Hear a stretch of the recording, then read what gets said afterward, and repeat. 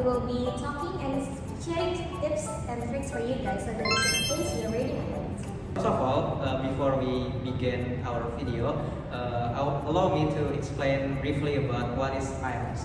So IELTS is an acronym for International English Language System that is commonly used to measure your proficiency in the English language. So if you want to continue your career or pursue education overseas, you will need this type of test. Okay, let's go back to the topic. So in this video, we will discuss about three types of questions commonly found in IELTS.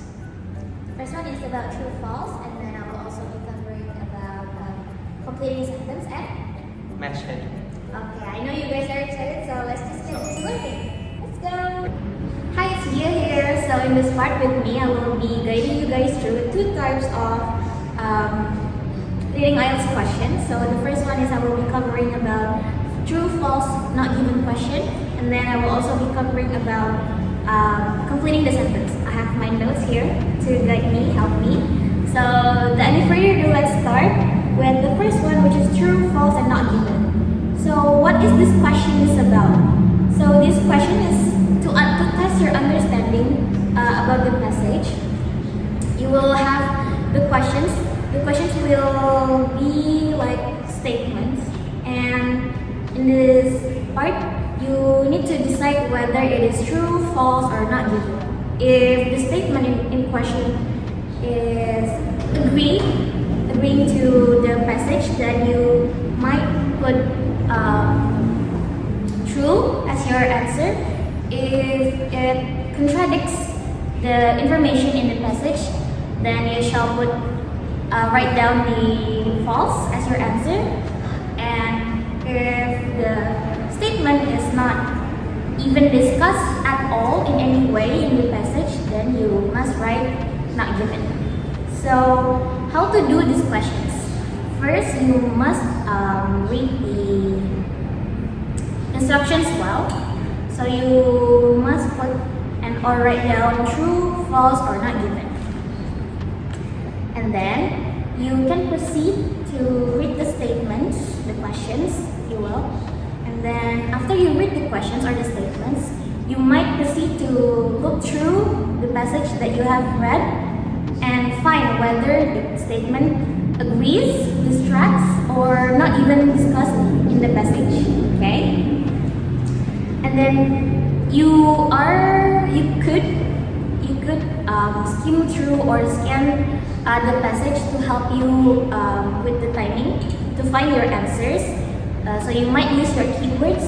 However, you must keep in mind that sometimes in the statements they use the paraphrased version. They might use some synonyms.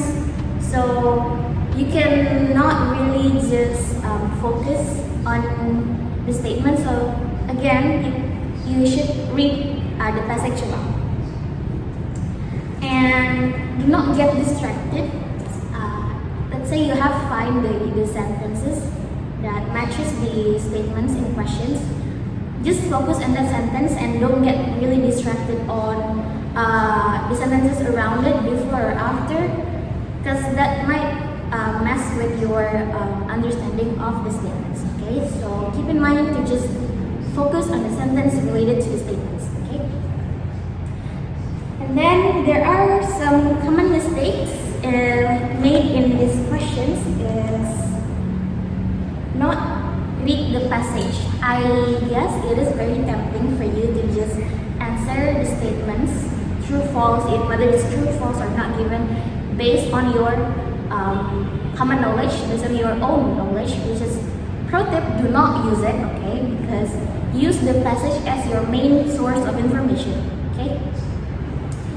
It is very tempting, I know, to just answer it directly, but you cannot do that, unfortunately. You must read the passage because, again, it is your source of information.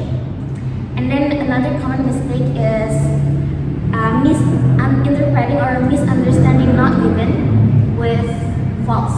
So what's the difference actually? So not given means the statement in question is not being discussed or not even mentioned at all in any way, in any type of way in the passage. So it's not, simply put, it's not related to the passage above, okay? Meanwhile, false means the statements in questions is either wrong or contradicts the information in the passage or the fact in the passage. So you must understand the difference between those two. Okay, that's about true, false, and not given questions. I hope you get the information that will help you. Now we will move on to the completing the sentence. So, what is this question actually? This question is, you will see or find the questions and you must fill the blanks in the questions, and you must fill this blank with a very specific word that have been mentioned in the passage, okay? Keep in mind, pro tip, this is a pro tip, you must pay attention to the word limit in the instructions. So before you do or answer the questions, you must read the instructions carefully. You must note what word limit that you have. Some maybe you only have one word limit, some you can only use 2 words for your answer, 3 words, and so on and so forth. So how to do these questions? Again, like I said, read the instruction because you must take note of what your word limit is, and then after that you can read through the questions and find the keywords, because usually what your answer is will be usually already mentioned in the passage, so you need to write that exact word as your answer. And then after you find the correct word for your answer, you need to check again if it's grammatically correct or not. Okay. So common mistakes that sometimes I even do is that sometimes I paraphrase the words, which you cannot do that. You must write the exact same word, although you must make adjustment a little bit to the grammar. However, you cannot use like the synonyms or paraphrase the words as your answer. And then another common mistake is that sometimes you don't really notice the word limit. So let's say the word limit is 2, but one of your answer you use 3 words, there will be a straight up false answer, whether if it's right or wrong, like the words. Let's say it's a synonym, but it's 3 words, so you cannot do that, okay? And then the very last common mistake that sometimes students do is that they rush and not fully trying to understand the meaning of the passage. So that will impact your answers. So make sure, although you scan through the passage here and there, you must still need to pay attention to details. Okay, so those are the tips and tricks, suggestions, and common mistakes that I can share with you about true, false, not given, and complete the sentence type of question. Next, my partner Roy will cover another type of question. So let's move on to him. Alright, thank you Dia for the explanation. Alright, another type of question that is commonly found in IELTS is match heading. So what is exactly match heading? Match heading requires you to match the available headings with the paragraphs in the reading section. When you are doing this question, you will find that there are more headings than the paragraphs itself. So don't get confused. You don't always have to choose all the headings and match them with available paragraphs. So this type of question can train your ability to spot the main idea of a particular paragraphs.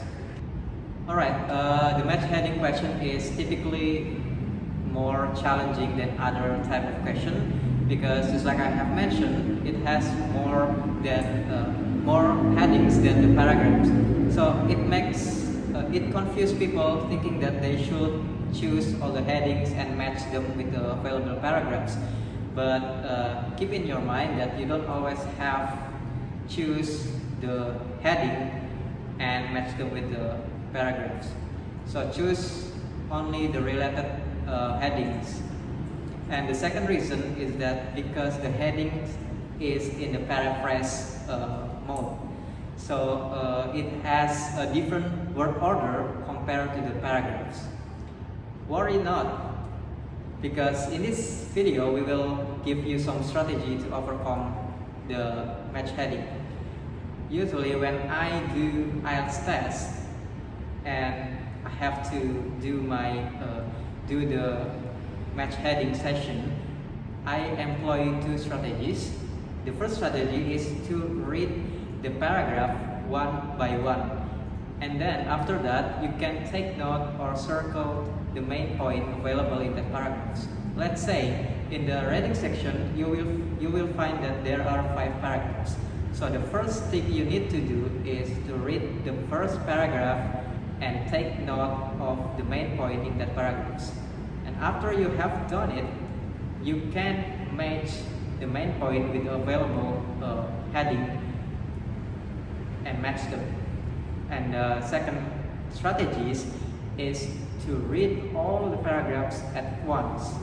Now if you're wondering how do I read all the paragraphs in a very short time, the key is to read the first and the last sentence of a paragraph. Why that those two places are important? Because commonly the main idea of paragraphs is located in the first sentence or in the last sentence, so it can save you some time. Other than those two strategies, and other than two strategies that I have explained before, I would like to give you some suggestion about this match heading phrase. The first suggestion is that you can also employ the skimming technique. Skimming technique will help you understand better about the main point of particular paragraphs. And the second suggestion is that you should not focus on one type of question too long. So if you think that one paragraph is too difficult, is too hard for you to answer it, just leave it and move on to the next question. If you spend too much time on one question, you will lose your precious time. Remember, you only have a limited amount of time to do IELTS. So it's better to leave the hard question behind and move to other question. We think that that's all that we can share to you, and we hope that all the tips and suggestions that we have given in this video can help you better with your IELTS preparation. And yeah. Don't forget to apply the tips and tricks that we have shared.